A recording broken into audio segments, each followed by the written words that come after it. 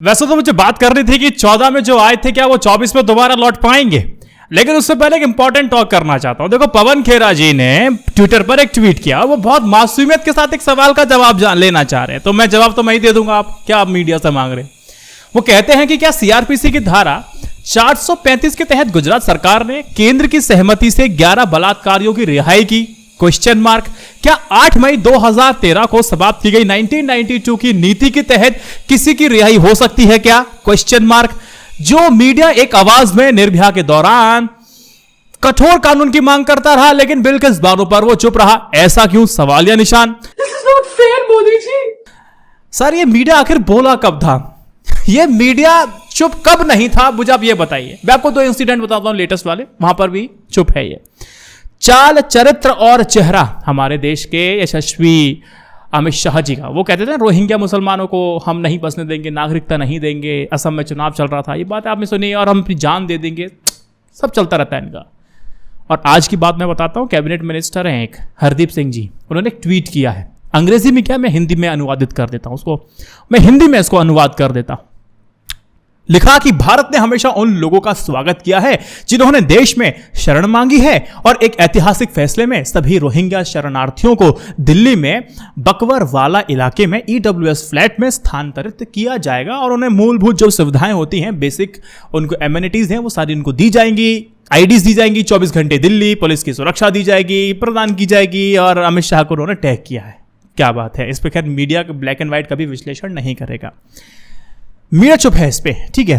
This is not fair, Modi ji. Media मुखर किस पे है वो भी तो देख लीजिए। मीडिया ने बिहार की जो नई सरकार बनी ना, उसके जो कानून मंत्री है, उनको बताया, तो भगोड़े हैं भैया। कानून मंत्री तो कानून की नजरों में भगोड़े हैं, ये तो इस तरह से बातें चला रहे हैं वो। मैडम एक बात बताइए, मिस्टर मीडिया, इतनी शिद्दत के साथ ये न्यूज चैनल 2017 में पहली बार मुख्यमंत्री बने, योगी जी पर चल रहे मुकदमों की जानकारी आपको दी थी।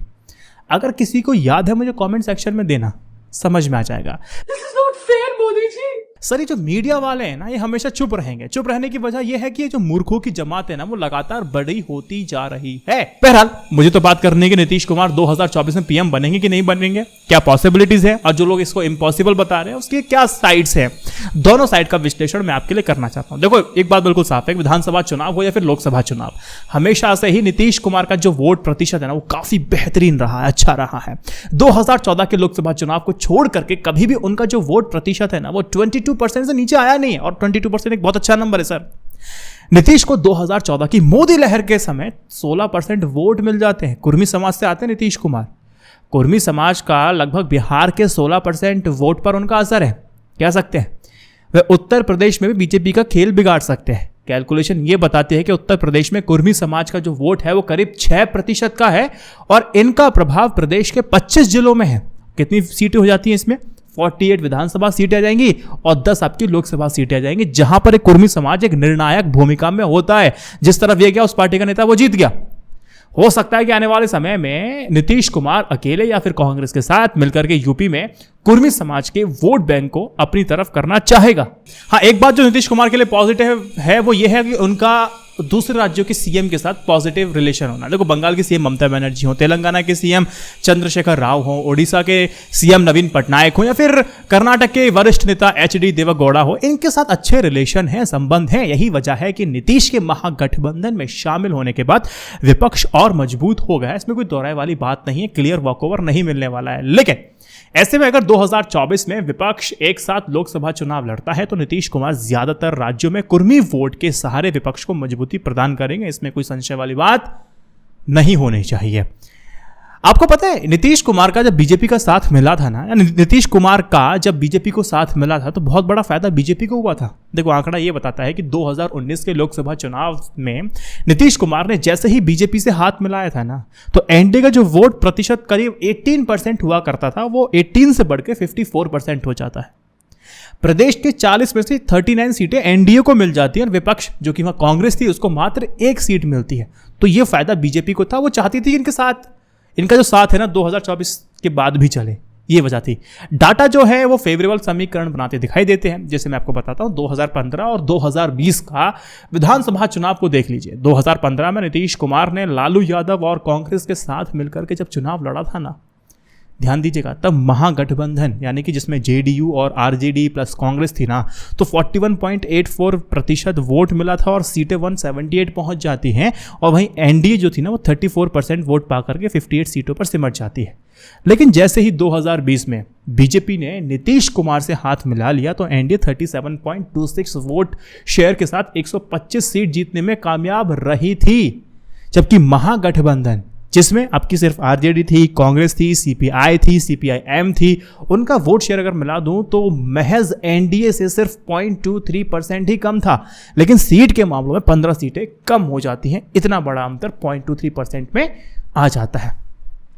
जो लोग ये कह रहे हैं कि देखो 2024 में ना चैलेंज नहीं कर सकते हैं नीतीश कुमार, बहुत नामुमकिन है, उनकी दलीलें जानना भी आपके लिए बहुत आवश्यक हो जाता है, और वो जाननी भी चाहिए आपको।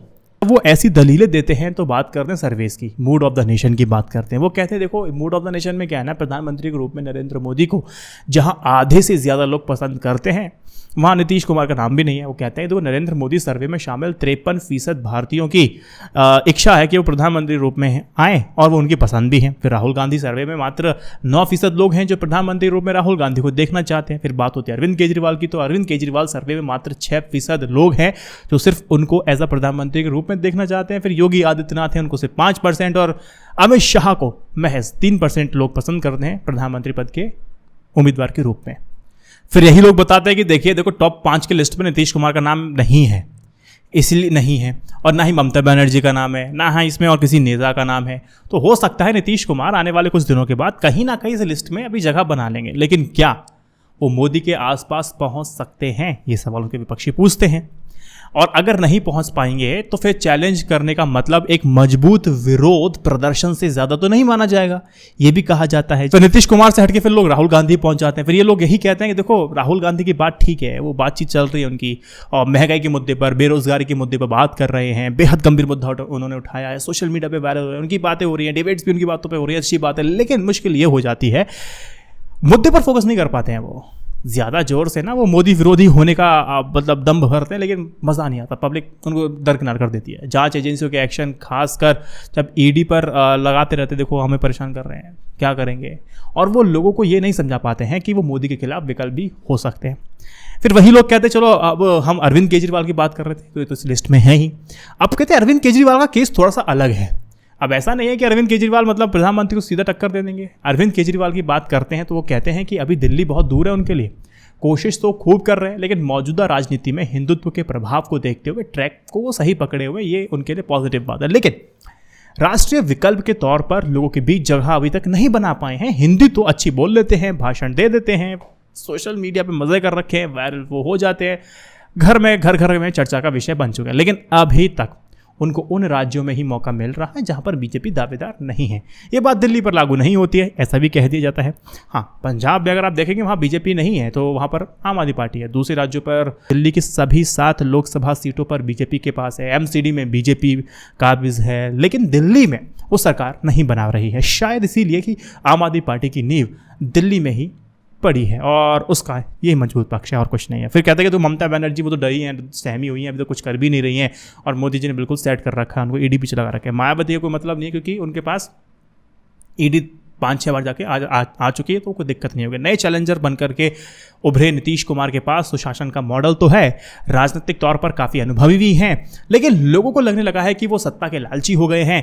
अब ना तो उनका कोई सिद्धांत है, ना कोई योगदान है, ना ही कोई विचारधारा है, इसलिए जनता उनको पसंद नहीं करने वाली। लेकिन हाँ, इस तर्क से मतलब तर्क में काफ़ी तर्कों से तो खैर सहमत नहीं उनके, लेकिन हाँ कुछ ये तर्क है तो इस पर मुझे असहमति है। मुझे भाजपा ने जब कश्मीर में सरकार बनाई थी तो मुझे वो भी याद आती है, 3-4 सरकारें मुझे याद आ रही है ना, तो मैं याद नहीं दिलाऊंगा।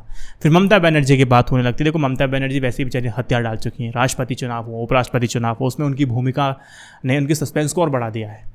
ये सारे फैक्टर्स मोदी की राह बेहद आसान कर देते हैं, इसीलिए उनको कोई समस्या नहीं होगी। मुझे लास्ट में कंक्लूड करना हो तो मैं ये कहूँगा कि अगर विपक्ष यूनाइट अगर हो जाता है, महागठबंधन सक्सेसफुली अगर 2024 में एक साथ लड़ता है, तो सबसे बड़ी बात उनकी महत्वाकांक्षाएं सबसे आगे आएंगी कि पीएम का फेस कौन होना चाहिए। नीतीश कुमार पर अगर बात बनती है तो स्थितियाँ क्या फिर दूसरे और भी जो सीएम जिनके साथ उनके अच्छे रिलेशन हैं, तो क्या वो उस बात पे सहमति दे पाएंगे, नहीं दे पाएंगे, ये भी बात तो देखने वाली होगी।